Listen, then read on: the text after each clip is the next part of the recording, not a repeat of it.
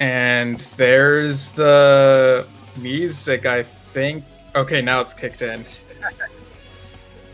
Everyone, this is Yesshift, Ann Schinder, my dad, and I'm Steven Schinder, the son. And yeah, we're a father-son podcast. We talk about Yes and Yes members and their projects.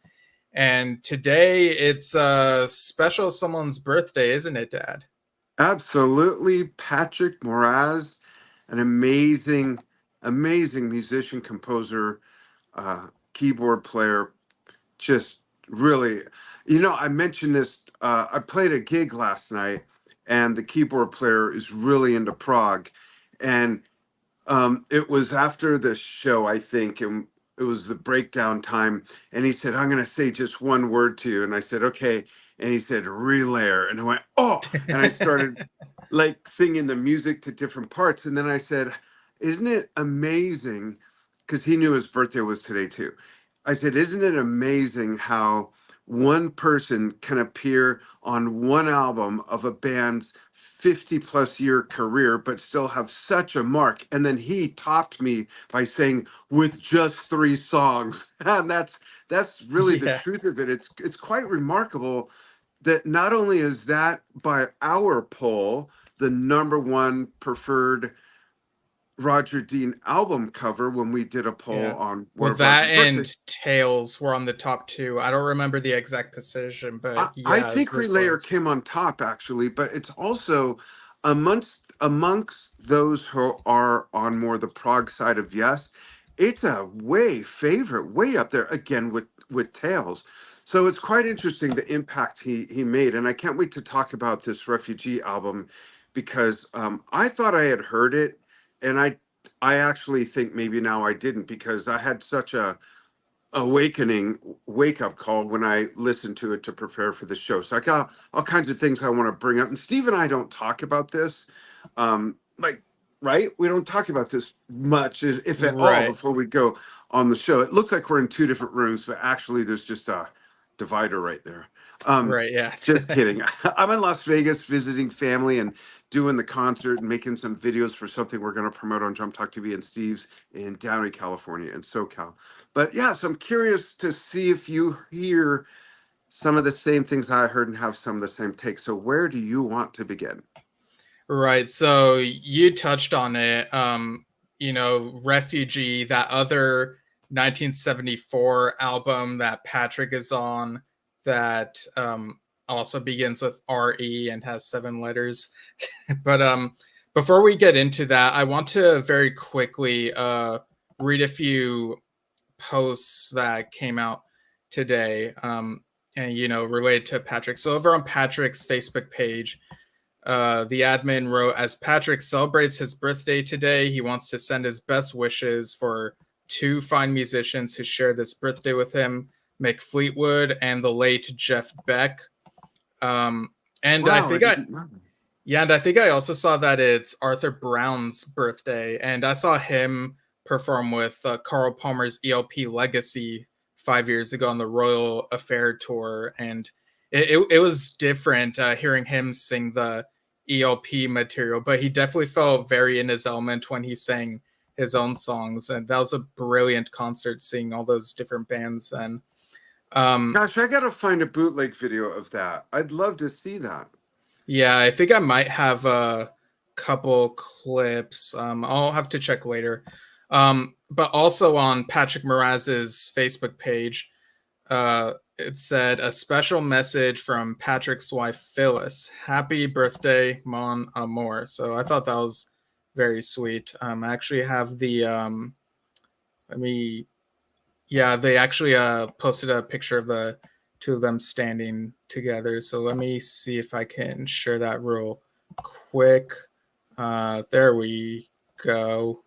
And yeah, there they are with the sunglasses. And so yeah, very nice message on there. When is Um, that from? I'm not sure when this is from. Maybe it's from a few years ago. I'm not really sure, but Yeah, yeah, because I his thought hair's dark there and it's white now. yeah, it's like grayish now, but yeah, Yeah. it's a really nice message. And Yeah. coincidentally, or perhaps not coincidentally, there's a post on Roger Dean's page where it mentioned that we have new stock of our limited edition relayer print. The print is a blend of the original painting and a fresh 2019 version, mixing inkjet and silkscreen printing. So yeah, You that know what looks makes a very nice limited there. edition? What? There's a Where's Waldo figure in there somewhere that you got to find. Oh, I'm okay. kidding.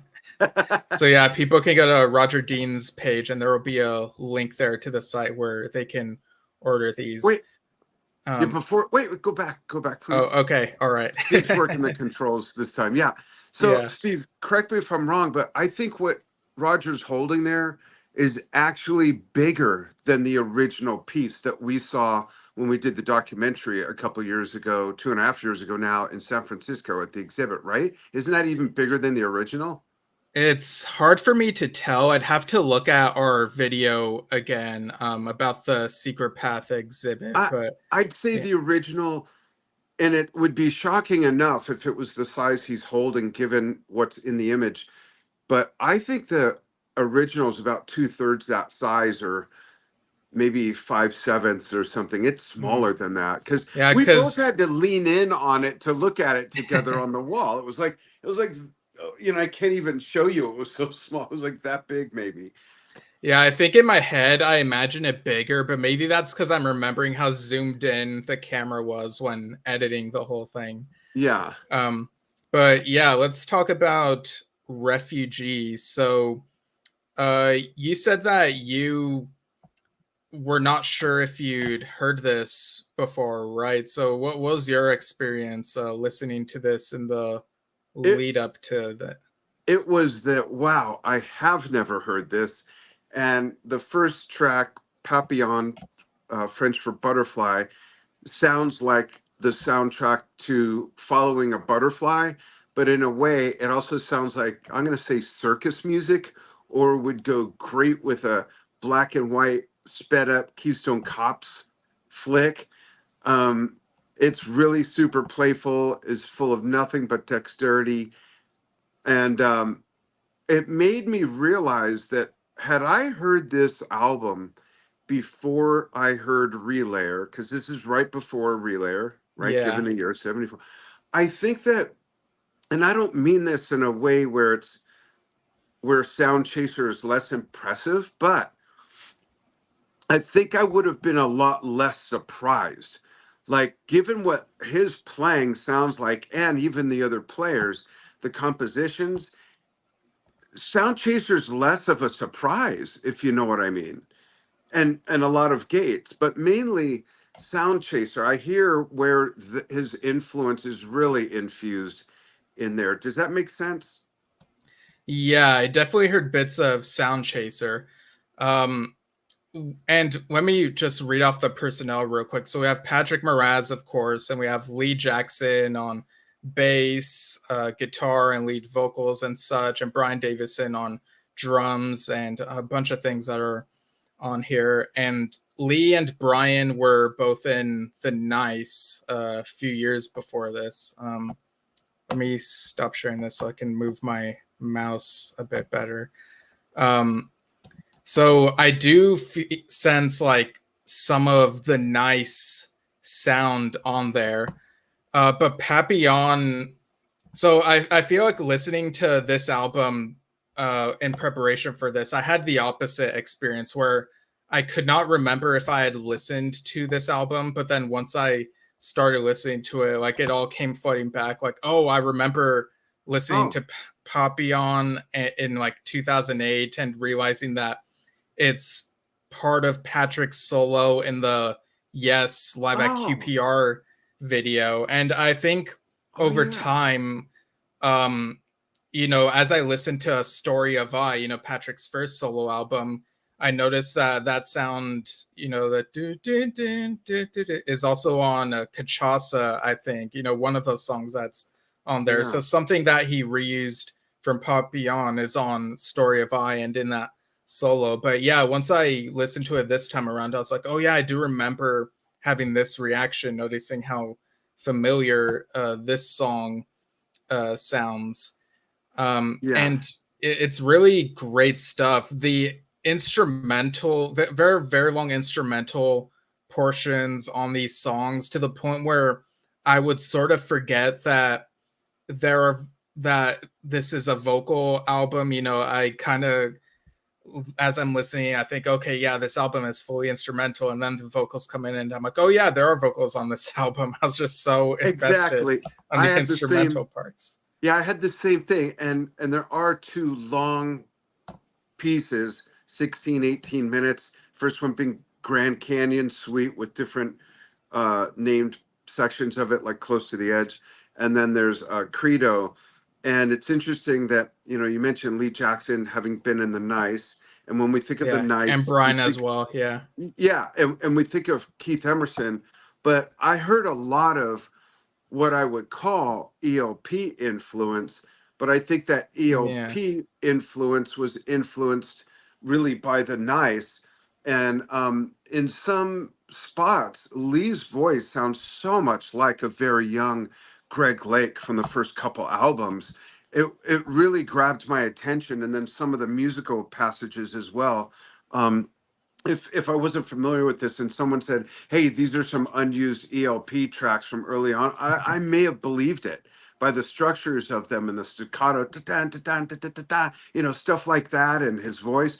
It was really interesting, and I think this album's under mentioned, under praised, and under distributed. Like, I'm pretty into prog, and I never dove into this. I never was influenced to do so, really. So I highly recommend for people, if you're into Yes, into ELP, hoping people listening to this are into Yes, but obviously into ELP, the Nice. This is really a neat album, man. It really is. yeah. I was definitely reminded of ELP as well, and the way that Patrick is able to do what he does on this album, and you can even hear a bit of the spaciness of his sound Oh, that he would do on that's right. Story of I, and something like Yep. Rhythmically, which well, I'll read the track list real quick. So on side A, we Yep. have Papillon, Someday, and Grand Canyon Suite. And then side B, we have Gate Crasher, which I was very surprised how short that one was at only I one know, minute. and I love the name. It doesn't take Yeah. long to crash a gate. That's why it's so short. Yeah. Well, hey, You maybe just it's drive a through it. maybe it's a prelude to Gates of Delirium. I don't know. Oh, wow, what a trip. That didn't occur to me. and then Whoa. rhythmically, the name of that song came from Patrick saying that they should play it more rhythmically, and his accent and stuff. And then Credo is the other long form piece on here. That one's 18 minutes. Grand Canyon Suite is 17 minutes. I had forgotten that there were a couple long tracks on this album, and it's very proggy, and also feels jazzy in places. It's really good, and the whole like I was saying, Patrick's sound on here, it reminded me that, in the pantheon of prog rock keyboardists, people will think of Rick Wakeman, Keith Emerson, John Lord. I think Patrick deserves a place on there as well. Like, he's just so Yeah. brilliant on here. Yeah, absolutely. Tony Banks. Yeah, yeah. It's usually those, you're right, those are the mentions. And Patrick, if you're not convinced by, and how could you not be, by Relayer, or if that's really all you're familiar with, this is so worth it. It really is. I think if you're not sure, just go to one of those long pieces and just jump through it, shuttle through it, and you'll be like, okay, I gotta listen to it. Yeah. And what's funny about the whole, we've talked about the Nice and the ELP as well, is it makes you really think about how Keith Emerson was asked by Steve Howe to join Yes for Relayer, even though he was in ELP. Is like, why would I need to be in Yes and I'm in ELP? And so Yeah, I have my own it's band. funny. Yeah, it's funny how there's this sort of snake eating its own tail thing. Yeah. Um, yeah, and I also was able to listen to the live recording of Refugee playing at Newcastle, and this was, I told you before the show that this was on June 16th, 1974, and June 16th is my brother Alex, your other son's birthday. So I thought that was funny. And Yeah. at that particular concert, at least, they played a track by The Nice, as well as a cover of a Bob Dylan track, which, the Bob Dylan track was originally 3 minutes, but since it's Prague, they have to make it like 9 minutes. That Bob Dylan song was She Belongs to Me. And the Nice song was The Diamond Hard Blue Apples of the Moon, which was a B-side of one of the nicest singles, which was America, not the Simon and Garfunkel one, but the West Side Story one. Yeah, isn't that weird too? Yeah. But my brain still has a barnacle left over from when you said great gate crasher being a prelude to Gates of Delirium. And the other thing that occurred to me is I wonder if there's any pre-relayer keyboard solos by Pat where we might hear glimpses of some music that snuck into To Be Over or Sound Chaser or Relayer, even if they're just little passages. That would really be interesting, as some things that he had in his head for a while got portioned into those pieces to be galvanized, Yeah. Well, from the stuff I listened to, I didn't notice anything like that. But like I said, on this album, I could hear, in places you have the pacing of Sound Chaser, the speed of the drumming, definitely funny enough. And it's Yeah. really cool. Like, you really see what Patrick brought into that song and how he might have been influenced by his work in this band as well. And it really makes you think. And Refugee only had one album, and they basically ended because Patrick left to join Yes. And it kind of makes you wonder, like, what would the next album have been like? They played something that they were saving for their next album on the tour called One Left-Handed Peter Pan. But, if Patrick had stayed with Refugee and they had done another album, like, what would that have been? And what would Relayer have been like if, Patrick wasn't on it? You wouldn't have Sound Well, Chaser, and maybe... you would have Gates, because John talks about how he just sort of banged at the piano and sung the ba-bam, ba-bam, ba-bam. He's trying to like... Right. But I have a question for you. Two things. One, to stay on your topic first, why didn't Pat reconvene with the guys after the one album with Yes? That's kind of an interesting mystery. Yeah, well, that's a I good guess question. some people don't get remarried. That's why. Yeah, I mean, I'm sure, like, time had passed. Patrick was, after Relayer, he was touring with Yes, and then they agreed to do solo albums and come back for a tour showcasing a little bit of their solo stuff. And Patrick was involved with Going for the One very early on, but before, Rick came back into the picture. So by that point, it had been 3 years since this Refugee album, and maybe everyone had moved on. I know that Brian Davison, I believe, went on to join Gong. And so, Yeah. So maybe everyone was on different paths, and of course, Patrick would end up with Moody Blues for quite a while. Which I always thought was weird. I did. Nothing against the Moody Blues, but I always thought that was sort of, I want to put it nicely, no pun intended. Like maybe but, a stylistic pivot in a way. Yeah, that made him seem underutilized or something. I don't know. I mean, having said that, we heard Genesis, sort of more commercial phase with these virtuosos. So I know it might not be fair for me to say, but it's just an observation. And I think you put it best. Stylistically, it was a pivot for him that maybe threw people like me for a loop that were familiar with his work with Gates and, all that stuff. But here's a little maybe not curveball, but something to maybe be briefly contemplative on. Here's this. everyone, and they're right, everyone says how different Wakeman and Moraz's styles are, right? And they are. They're Yeah. very different. But now that I've heard Papillon by Patrick, compare that to Merlin by Rick Wakeman, and it's Oh got yeah. right? It's Yeah, got a because little bit of that when you said circus. circus music, I did think of Merlin the Magician, you know. Yeah. You know, there's a Yeah. similar sensibility there. There's totally a similarity there. It'd be funny to have those two in a room playing somehow a blended version of those, or doing trades, call and response with those two pieces. That'd be awesome. Yeah, for sure. And call it Merlin and the Butterfly. Yeah.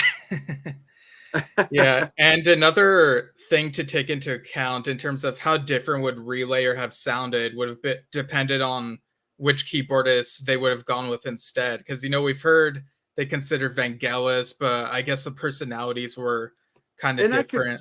I could see how he wouldn't have been a fit, I don't think, musically. But aside from that, do we know whether or not they considered anyone else?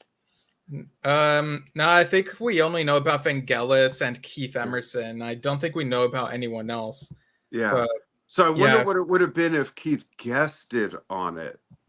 I don't know if we would have gotten any of those pieces, or if we did get Gates, I can almost sort of hear how if you listen to Tarkus and Carnival 9 or something from Trilogy, that feel, that those layers of colors, if you will, on top of Gates, I think the war section would have been even more darker, if you will. I don't know. Does my adjectives make any sense whatsoever?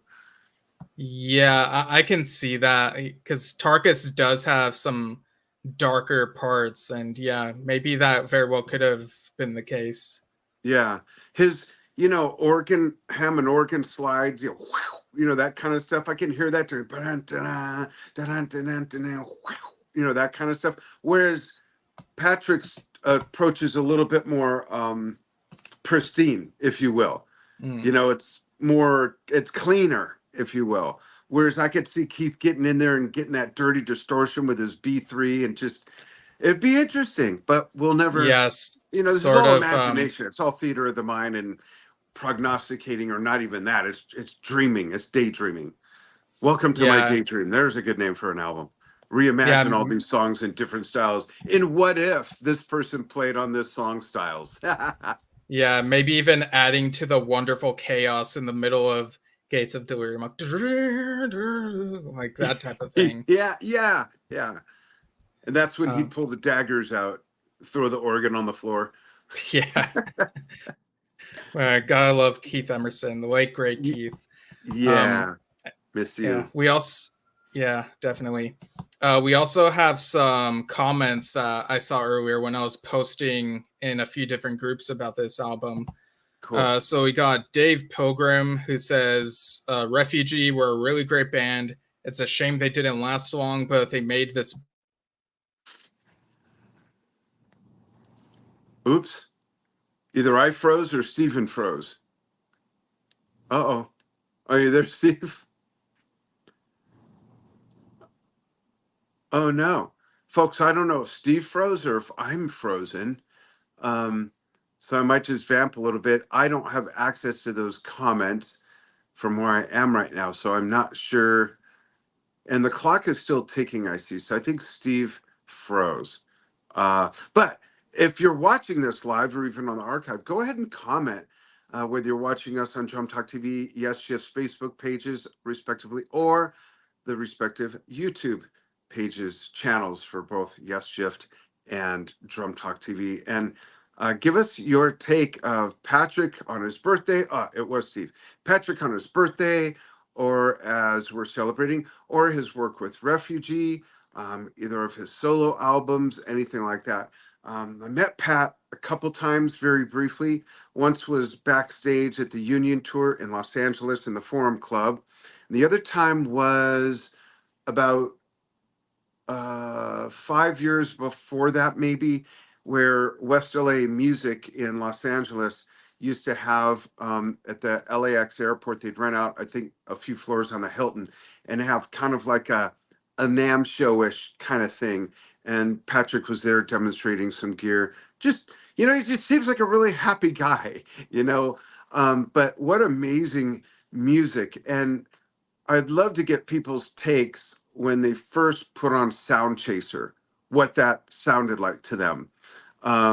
New album, new keyboard player. You take one player and switch them out of the Yes equation, and it's never been like, oh yeah, those kind of the same but a little different. It's always been drastically different. Um, of course, replacing the great Peter Banks with Steve Howe was such a huge change. Replacing Bill Bruford with Alan White was a huge change. And Steven's back. Welcome back, Steve. We've missed you.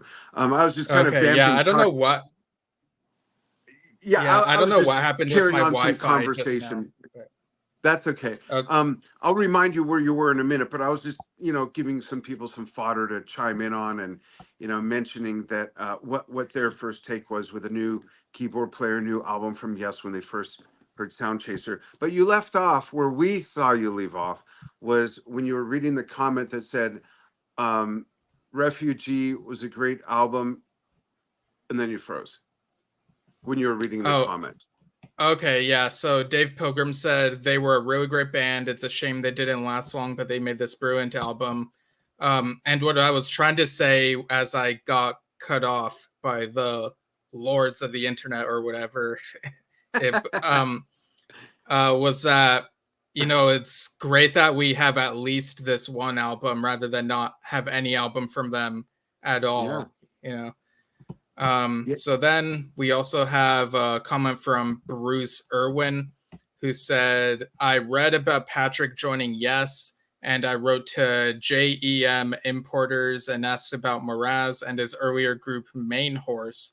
JEM wrote back and recommended Refugee. I immediately ordered it. We were prepared when we heard Relayer. I knew Patrick was going to fit in Yes. He helped make Yes make one of their best albums. The Relayer tours were amazing.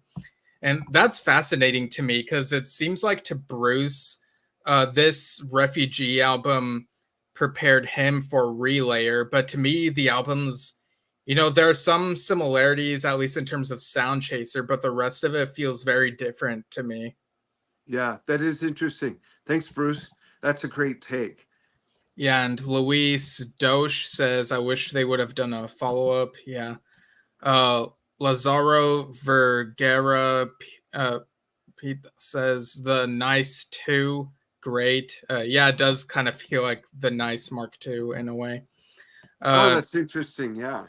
Yeah, and Pete Wilder says, I discovered this band in the late 80s. My friend, who was a huge fan of Moraz and Relayer, had a copy, and we ended up playing it over and over again. I don't think I have a favorite track, but I thought it was fascinating to hear a band that was mostly a vehicle for Patrick and a singer that was very unconventional.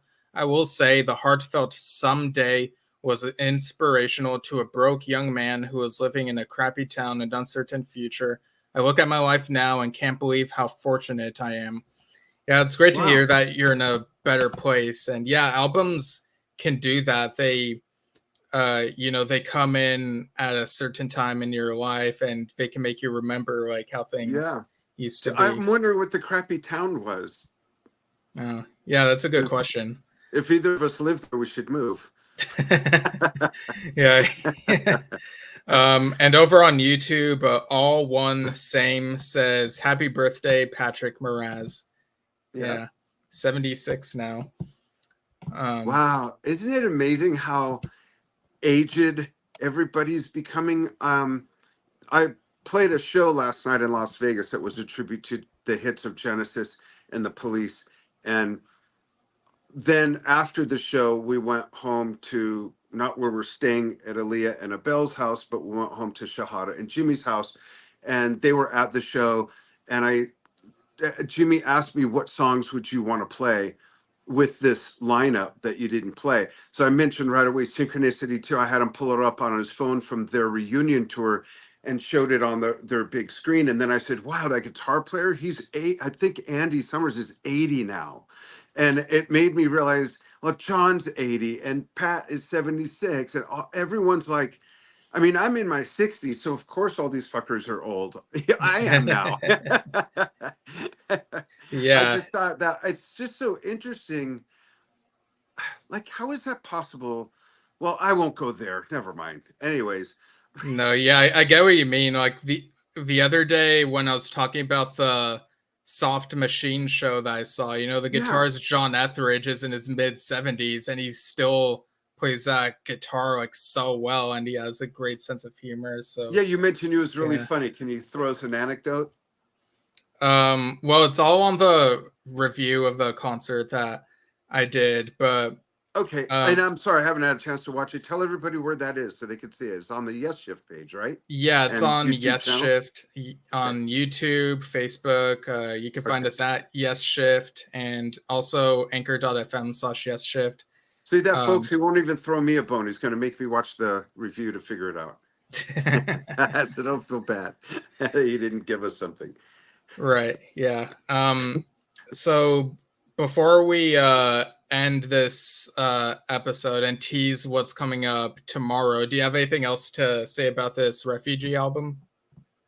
I wish, and I wonder if there's any sort of reunion performance they ever did post Relayer. Like, we know they didn't get back together, but I wonder if they ever showed up somewhere together and one sit in with the others, or if they did some sort of, sometimes reunions pop up for benefits, charity events, or festivals, different things like that. I'd like to know if anyone knows if there's anything out there, because I'd love to hear them live post that album and into further years with more wisdom in their brains and more newer creativity, but also newer sounds with, yeah, just to see what an advanced version of that band would be. Advanced not in skills but just in time. Does that make sense? I feel like I'm babbling now. No, yeah, I am curious if they ever did something like that.